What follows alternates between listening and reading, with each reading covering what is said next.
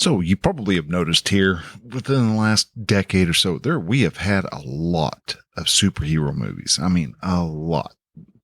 Highest grossing movies we've had are been superhero movies. Marvel. We've had DCEU taking swings at it. We've had a lot of different comic book movies, some that are well known, some that are not so well known. And why all the superhero movies these days? Why do we have these? Well, we're going to be talking about that this week on Relax Mel episode 127.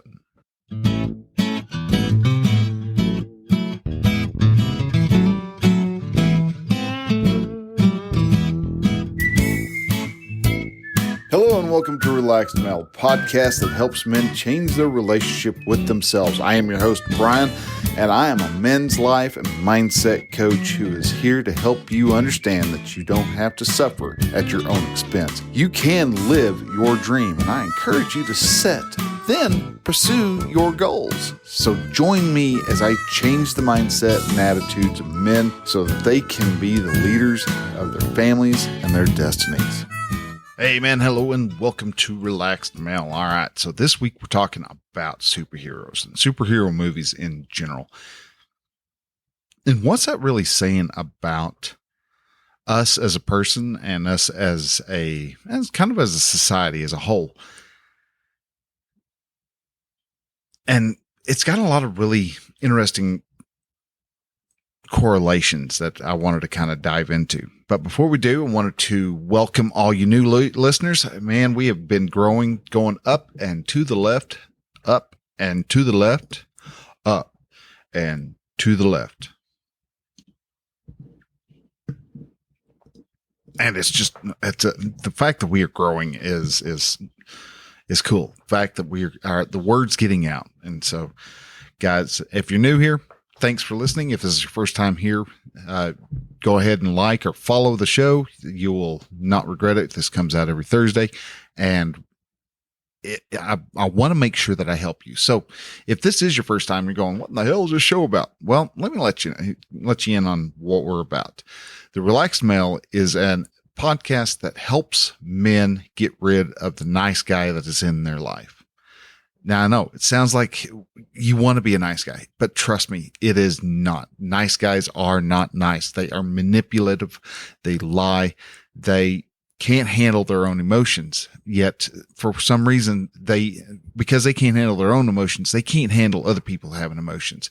And so they do everything they can to make other people keep at an emotional baseline. And if that gets out of that zone of ability or of comfort, that's when they start getting really anxious and not sure about themselves. And it becomes misery. Really. You walk around, you're casting out things called covert contracts. And this is where, how many times, especially if you're married, but you single guys who may be living with a woman that may have the same problem.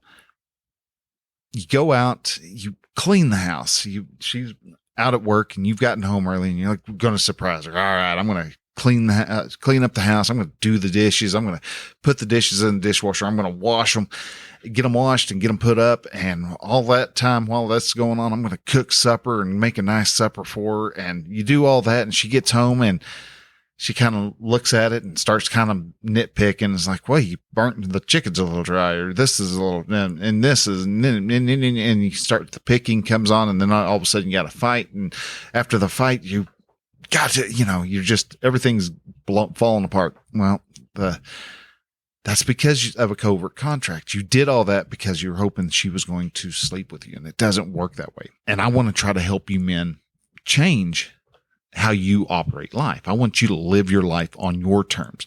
You work to make sure that you're happy, because you can't make your wife happy. You can't make your girlfriend happy. You can't even make your kids happy. You have no power to make them happy. The only power that you have is to make yourself happy. And that's what I want you to do.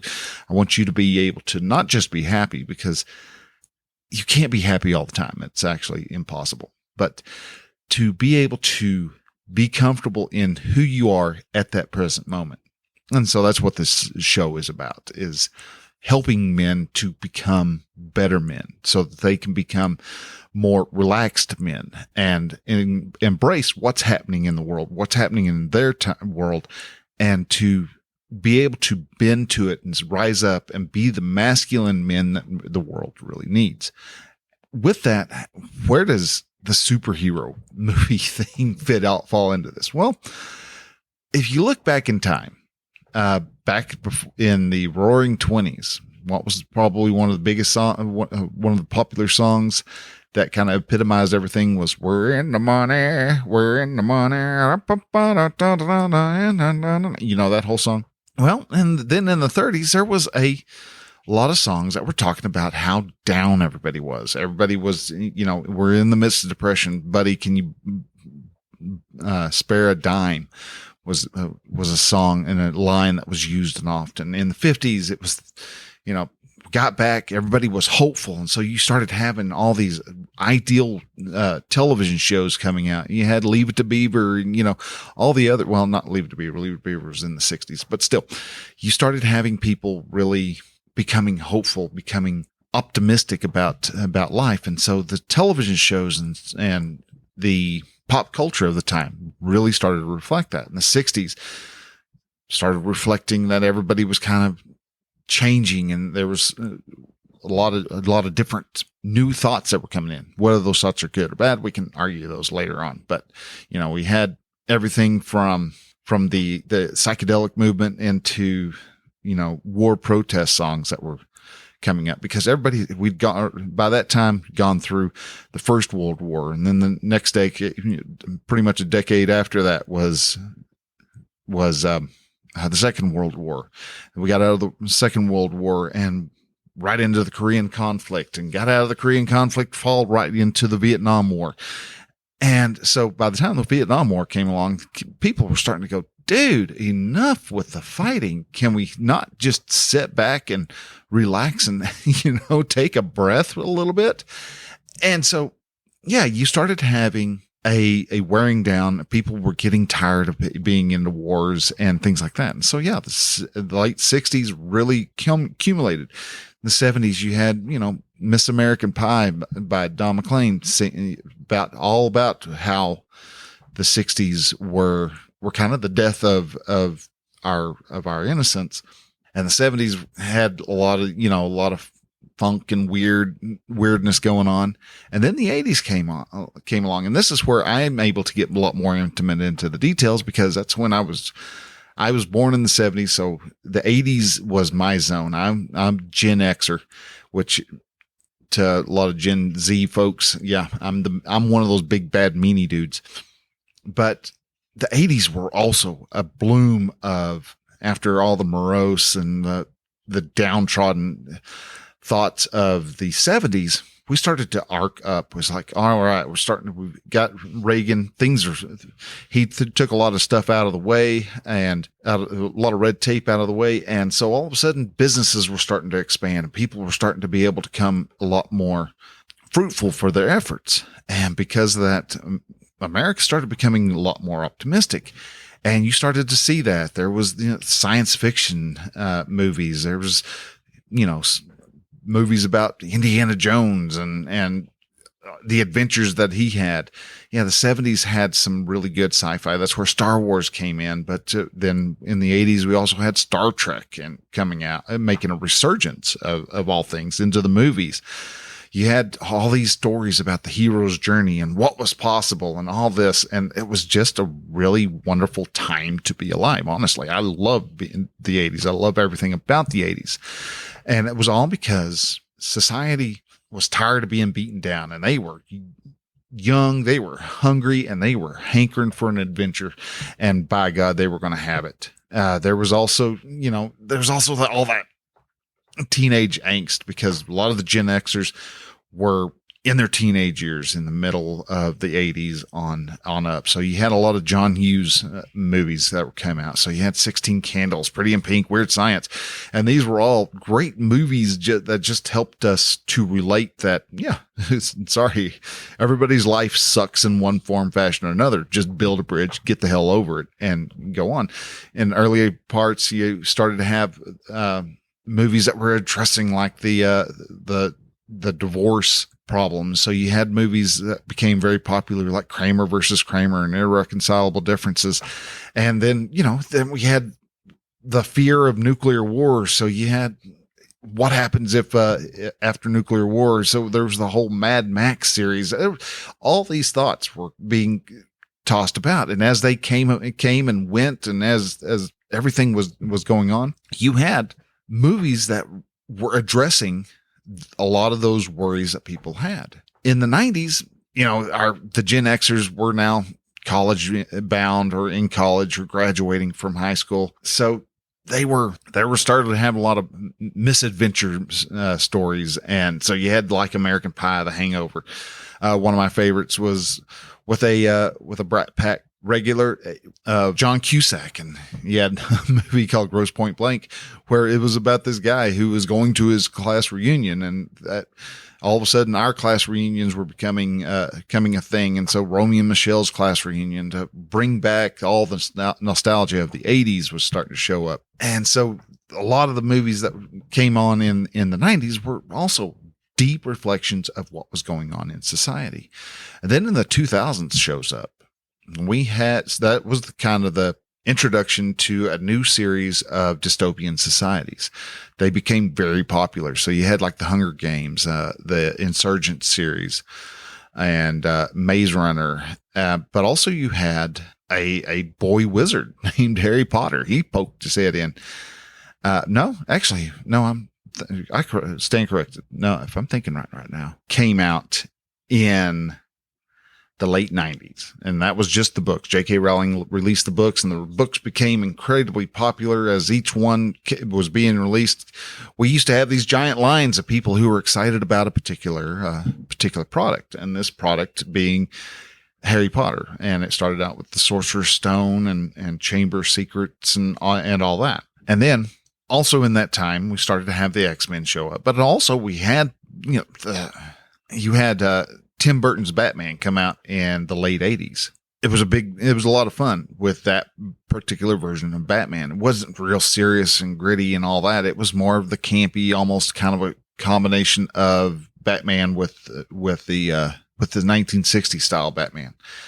But in the 2000s, X-Men came out, and X-Men themselves were really starting to form up. And Harry Potter movies started to show up. And Harry Potter is a really interesting line of thinking, just because you start to see that people, the main people in society at that time, were really starting to notice a lack of power. Things were starting to change. Things were starting to come along that really, we'd had 9/11 happen in 2001.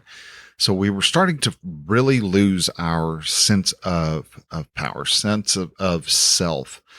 And that's where things like Harry Potter really comes into play, because Harry Potter really starts to show us that we have an integral part in us where we do have magical powers. We do have this ability, a special ability. We all are special in our own way, because if you not ever read or watched the movies, there's actually not just one boy who lived. There was actually two.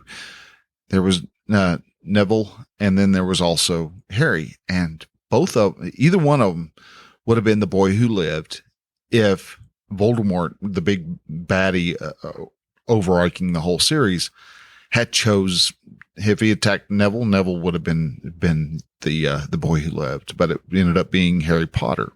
But Neville still, if you watched him through the whole series, he was this kind of little chubby, buck-toothed, kind of nervous kid who eventually becomes into this regular badass, honestly, because he's the one who takes out Harry Potter's snake, or not Harry Potter's, Voldemort's snake. Neville did that. He took the sword that was in kind of the symbol of Gryffindor and killed Voldemort's snake, Nagini. So there was the whole set of stories. Yeah, there's a lot going on, a lot of stuff that was built up. But the fact that you had these amazing abilities that were able to come about really sparked a lot of people's imaginations and got them kind of thinking about what if. But you also had the X-Men showing up in the 2000s. So you started getting all their convoluted timelines. And Marvel was bubbling underneath there. There was a couple other Marvel movies. We had the different Hulk series episodes that happened. None of them really kind of took off so much, but at the same time, they were showing up. And there was other Marvel movies. There was plenty of DC movies that took off real good. You had the Batman Dark Knight series, Christopher Nolan series, that was just a great hit. But it was a lot different than the 1980s Batman because it was darker, it was grittier, it was more of a rougher world. And so we started to see all these dystopian societies. I mean, like I said, we had Hunger Games where all of a sudden United States is broke up into these 13 districts. And then you had the Insurgent series, which was another dystopian where a powerful group of people took over the United States and they were making sure that they stayed into power. And then you had the whatever Maze Runner was, but it was supposed to be another dystopian style teen book that caught a lot of attention, never really carried through on their movie series. But then in the 2010s, things really started to ramp up because all of a sudden you had a lot of the X-Men and the whole overarching story and all that. And all of a sudden people were going by the droves to the superhero movies. And why? Why does everyone seem to like these hero movies? And the big reason is people want to escape their humdrum life. People don't care to be, they've been told that they could be anything they want, yet, now you have people realizing after spending way too much money on college to be something that has no means of making money on, are having to go back into the daily grind, and they're tired of it. I mean, us Gen Xers, when in our mid-20s, we were very much the same way. It was like, God, really, I was wanting to do more with my life. Yet it becomes where you just get up, go to work, come home, go to bed. If you have kids, it's get up, get them dressed, get out of the door, get to work, get home, play and sit around with the kids, try to unwind just a little bit before, it's 10 o'clock and it's time to go to bed. All of a sudden it seems like you don't have a life anymore. You don't have anything exciting happening. And so all of a sudden your happiest day is usually Friday. And it's after Friday, you got at least a whole Saturday to just goof around. Yet you always have something going on, especially if you have kids. Sunday's not better because now you are thinking your mind is on Monday. What I got to do on Monday? And you start having to worry about that. That's one reason why Sunday nights, Monday morning are the number one times for heart attacks, because us men get so hit a grind in there and it just grinds us down, and we're in a job that we can do pretty well, but it's not our zone of excellence. And it's not the best for us, yet we do it and we stick it out because that's what our dads did. That's what our dads' dads did. That's what our dads' dads did. But Friday nights, Saturday evenings, go catch a superhero movie and see these people who are able to do things that are beyond any mere mortal. And so you get a movie that is great. It gives you a sense of hope that there's good out in the world, because there's these specialized, really gifted people who go out and do good in the world. Well, what's actually society doesn't realize is what they're hungering for is they already have. Now, people can't just fly around. You don't have somebody who's been injected with super soldier serum and is able to sling a shield around with pinpoint accuracy. I don't have a guy running around in a metal suit that's firing out little mini rockets that can take out a tank. You don't have a person running around who can do magic. You have your neighbor. We have, each of us have a ability, and it's that gift. It's that desire. It's that that drive that is inside of us. And I'm going to get more into this next week, but we all have that inner hero within us. Now, no, I'm not meaning that you need to go tackle a guy robbing a bank, but we have our own set of gifts. And that's what you can actually, I think that's the real reason why people enjoy superhero movies, because it shows people who have a special gift and they use it. And most people don't. They have a special gift and they just kind of sit on it. They don't do anything with it. And that's the really sad part of it all, because you have if you're a painter, then you go out, paint. If you are a sculptor, maybe you like to whittle on wood and make little carvings of men and sticks of wood. That's something. But yet a lot of us don't, because we've been told, our dream is dumb. Our dream is not any good. Our dream is impractical, or you can't make money at it. Or we're told that, that doesn't work. And we have so many people who don't see our vision for ourselves. And so they talk us out of following our dream. You can't be a writer. Who said you could be a writer? I mean, come on, writers are, they're starving artists. They're a half step above a starving artist. They're just, meagerly fed artists. But if you were to actually tap into what your superpower is, and if you ask your friends, hey, what's my superpower? They'll tell you what they think your superpower is. And it may be something, and it's going to be the thing you find be the most mundane. Well, man, you sit there and you can figure out a puzzle in like 2 seconds. How do you do it? Well, it's just, I see it. I can take the ring. I know how to take those horseshoes and twist it just right so that you don't see it right off the bat. And a lot of people don't have that special ability that you have. Maybe your special ability is to get people to come together and to work in a cohesive fashion. Or maybe your special superpower is the fact that you can calm people down when they're in an angry mindset. Maybe the way that you're able to organize stuff without even really paying attention to yourself. You're just always organizing things. If you do have that special power, by the way, you can come over to my house and just sit at my computer for about 15 minutes and organize it. That would be amazing. But we all have some weird little quirk that we find humdrum, boring, and no one thinks it's going to be special. And your friends and people that know you are going to go, dude, you're amazing at that.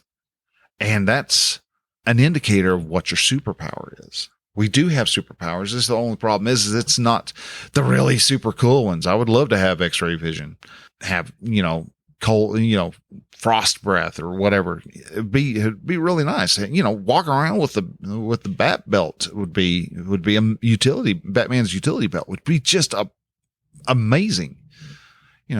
Throw down a smoke pellet and leave a room and have everybody else panic because they think there's a fire.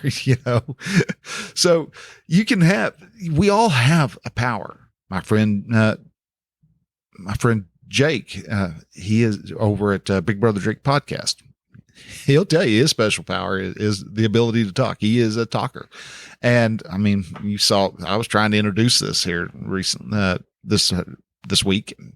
What happened? I went off on a tangent on just what it is that I'm wanting to help. And that is my superpower. I want to be able to assist men to become great men. That is what I want. That is what I get excited about. How can I help men to get off the couch, help men to get up and start making small steps towards massive action?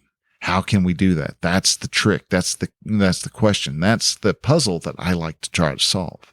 I want men to start finding their little community, that group of men, group of noble masculine men, honestly, and help have them come together so that they can all grow and become better men as a group. That's something that men need in their life, and men have negated back in the 50s and stuff. You had men who'd go off and they had they call them gentlemen's clubs, but they weren't the same style as what you're thinking of now. They weren't strip clubs. They were where men would go to kind of hang out. They play billiards, drink scotch, and talk to other men and grow and become more knowledgeable thanks to those men. A lot of these gentlemen's clubs would have a library where you could go and read a book and become smarter. All four of the main pillars of being a relaxed male were usually present within these gentlemen's clubs.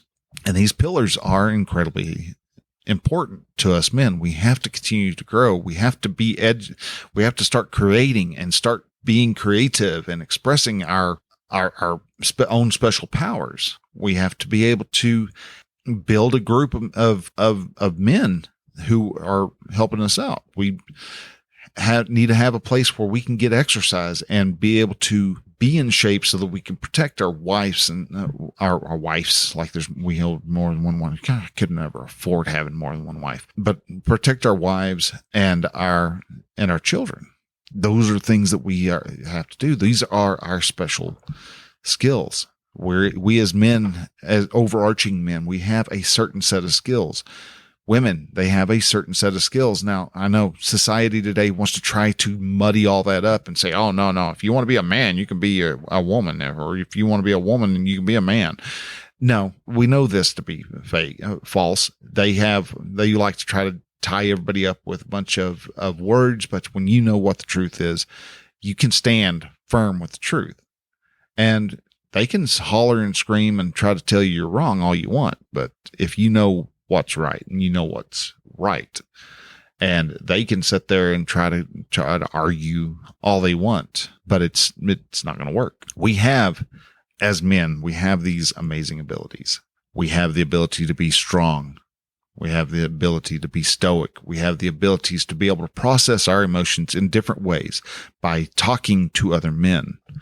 The reasons why we do stuff is our own. We live our life on our terms. And when we do that, we become a lot more content with our lives. We become a lot more satisfied in what our outcomes are. We become a lot more happier in the results that we generate. We are content with our thoughts.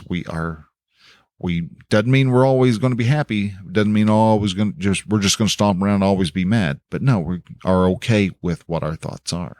And with that is probably one of the men, as a men, that's probably one of our biggest superpowers. And then you get at us as a dad, you inject kids into our equation, and all of a sudden our superpowers become even better because our kids brag about us. It's like, my dad's the strongest of them. You know, they get into those fights. My dad can beat up your dad. And again, it's because they see us as our magic, our superheroes powers that we have forgotten about. And dads, you can be, even if you're with your moody teenage son and daughter, you can still be that superhero. It's just all of a sudden your skill sets aren't where you're flinging them up in the air and throwing them 10 feet up in the air, swinging them around your back and between your legs and behind your head, setting them down all giggly and dizzy. You're now sitting down and you're not lecturing. We want to lecture. Yeah. That's my kids. I could lay down a sermon like the best imitator of Billy Graham, but that's not what our kids need from us. They need us as a guiding leader, and a guiding leader doesn't just lecture. Guiding leader shows them and helps them to become the mature adult, find their own special power that's built within them, and to use it and to not worry that what society wants you to do, because society right these days, if you're being special, oh my gosh, you can't be that. You can't be special. What if everybody else going to feel bad because they can't do what you want to do? They want to squash that superhero power. Just like any other villain out there, they want to defeat that special power that you have. But if you teach your kids how to be confident in their own way and to live their life on their terms, they'll find that, yeah, society may howl and scream and curse at them, but people still turn to them and they have a great and wonderful life. And you can do the same too. You can find your superpower. If you want to help finding your superpower, go reach out to me. Let me know. You can go to relaxedmail.com/coaching and I will help. We can sit down and we can talk it out and find out, would you be a good fit for me in coaching? Because I want to coach people who are coachable. They want to be able to grow, find that spark of inspiration within them. That's what I want to help them with. I want to help men to be able to rescue their marriage. Maybe their marriage is on the rock. That's part of my superpower, is to help change the way men think about their circumstance, to where don't walk around being the victim, because that's not going to help your case at all. But if you walk around and you start living your life on your terms, all of a sudden you're going to start sparking something in your wife or soon to be ex-wife. And she's going to wonder what in the heck's changed in him. And by doing those changes, you start to spark the curiosity in her. And she's like, oh, maybe he has changed. Now, is it something that happens overnight? No. My coaching packages started a year. We'd go for a year long. We were going to talk and we're going to work it through. And we're going to look at those hard places and we're going to look at those uncomfortable places. And yeah, dude, you're going to get uncomfortable. And that's good. You want to be uncomfortable, because when you're uncomfortable, you're growing.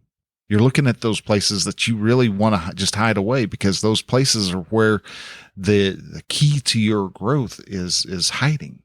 If you're needing a group of men to be a part of, I've got a men's group that meets every Tuesday and or Thursday. And if you want to be a part of one of those, again, you can let me know by going to relaxedmail.com/brotherhood and join the Brotherhood of Men.